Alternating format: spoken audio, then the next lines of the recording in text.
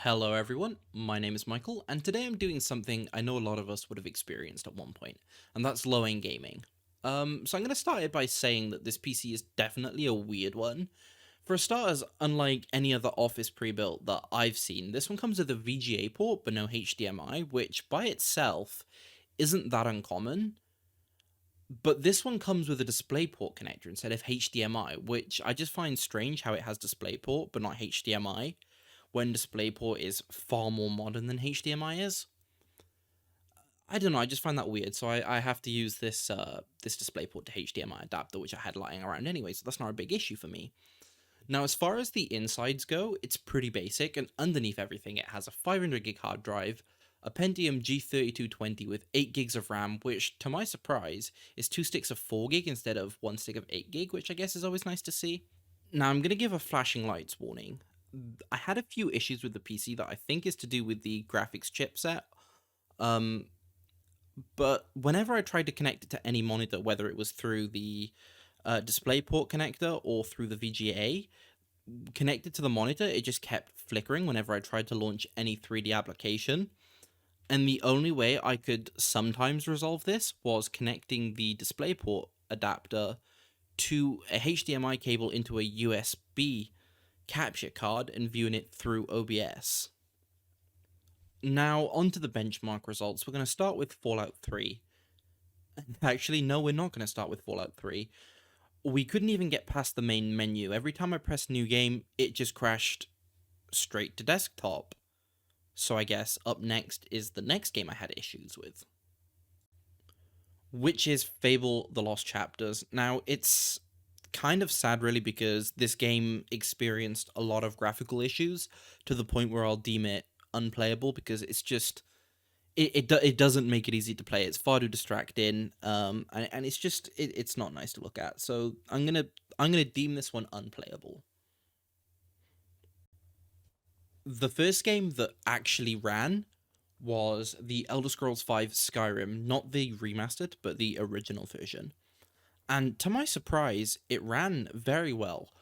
On the low preset at 720p, we averaged a frame rate of 40 FPS, which I was expecting it to be much lower than that. Like, it really did catch me by surprise.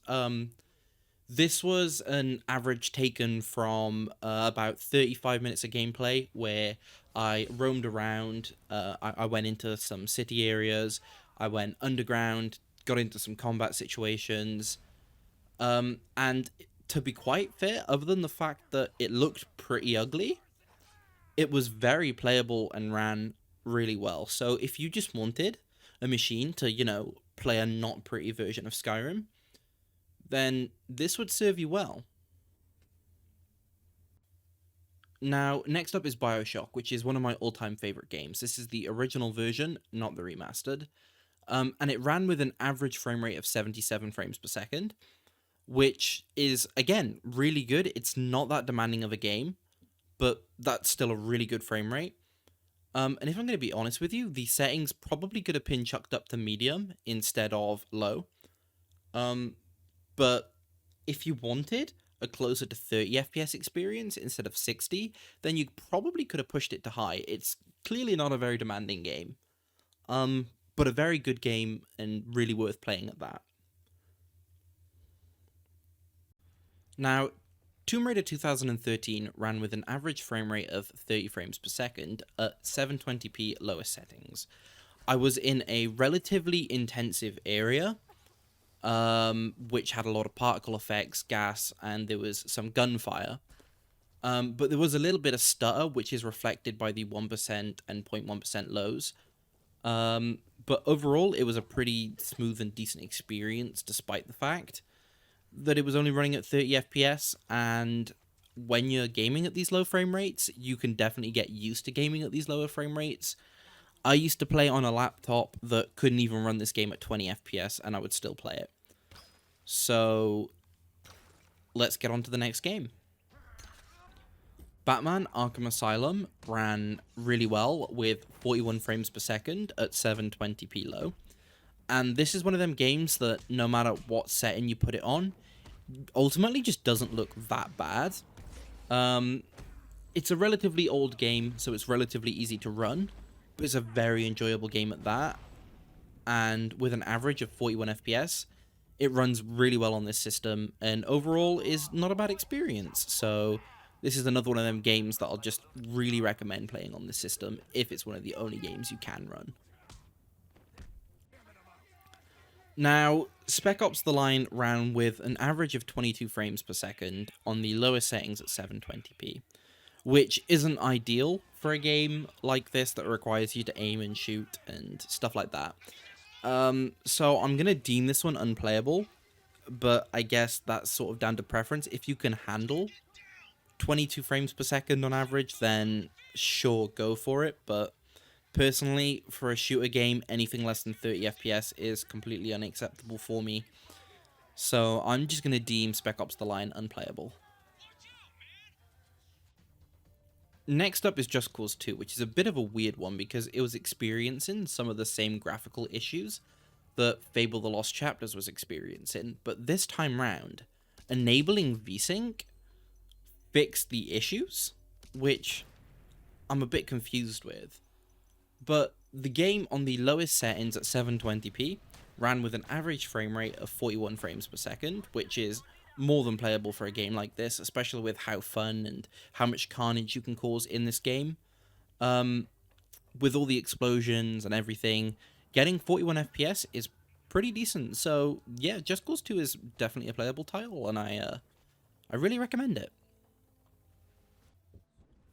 Now, Dishonored is another weird one because when I first started it, it had a lot of screen tear, a lot of stutter, and it was just overall a really unpleasant experience.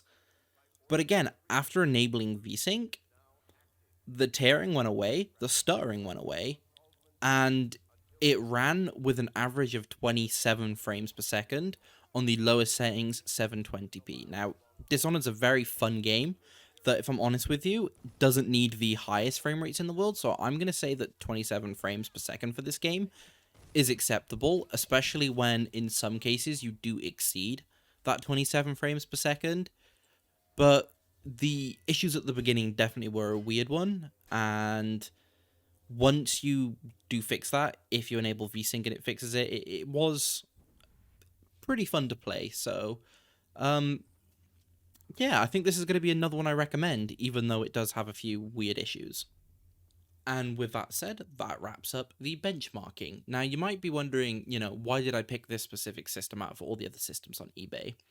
And the answer is really simple. It's because it had the best spec for the price, and it had really good upgradability. Getting 8 gigs of RAM and a 500 gig hard drive with a dual core CPU, £40 is not that bad, especially compared to some of the other listings on eBay that only had systems with 2 to 4 gigs of RAM and a 250 gig hard drive. It just made this system a no-brainer. And because of the upgradability and the CPU being on the socket LGA 1150, that was a tongue twister, it makes upgrading the CPU relatively easy. You can upgrade to an i5 for between £15 to £25 and an i7 from about £40 onwards. So it just makes upgrading this system really easy and really affordable, and it's especially good if you want to use this system as, say, something like a home NAS, where, the 8 gigs of RAM is more than enough, and you can chuck in a better CPU later on down the line, and a 5 terabyte hard drive, and because obviously this system had a disk drive, it has, plenty of room to chuck in another hard drive or two. So overall, it's just a really good system for the price. And if you want me to make another video upgrading this system, testing out some gaming benchmarks, and then maybe turning it into a NAS PC, that'll be something I'm more than down to do. So if you did enjoy watching this video, let me know. If you want to see me upgrade this system, again, let me know. If there's anything you want to see me do, technology related stuff, then let me know. But thank you for watching, and I'll see you in the next video.